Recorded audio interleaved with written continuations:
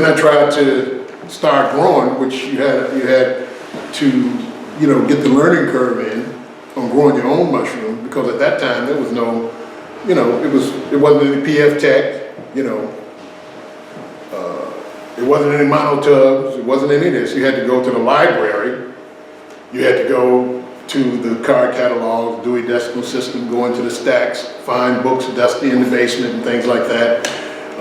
Or either that, go, you know, take a bus trip up the University of Michigan Library or Wayne State or to the University of Detroit to try to find information on trying to grow mushrooms. You know, and then you go in and you ask the librarian, I want to learn how to grow mushrooms, and look for some mushroom books, and they're like, you're trying to grow mushrooms? What do you mean grow mushrooms? Nobody grows, because at that time nobody knew anything about it. So High Times was out, you know, you buy a High Times kit, mushroom kit, hallucinogenic mushroom kit, you buy it, and you know, you go through the whole steps of trying to put this thing together, and you grow the most beautiful tub of mold that you've ever seen in your life, you know. So, you know, over time I defeated the learning curve of growing mushrooms and learned to grow them myself. And of course, when the internet and things like that came in, they gave you easier techniques, because you had to do mycology back then.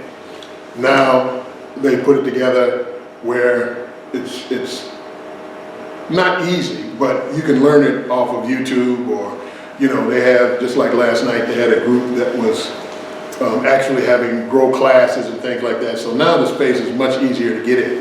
And I'm a firm believer in you growing your own mushrooms. That way you know where the mushrooms come from, you know what the intent of the mushrooms is, because many times when people are growing mushrooms and they're selling them, they grow them too large, you know, because they're trying to get more weight and selling it to you and things like that, rather than being meticulous in the growing. You know, you may have somebody growing mushrooms, you know, in any kind of condition. But if you're growing them yourself, you know what they are. You know where they come from. You can talk to them, just like you talk to your plants. You know, I want to do this, I want to do that, I want to go here, I want to go there. I want this to be spiritually profound and those type of things to the mushroom.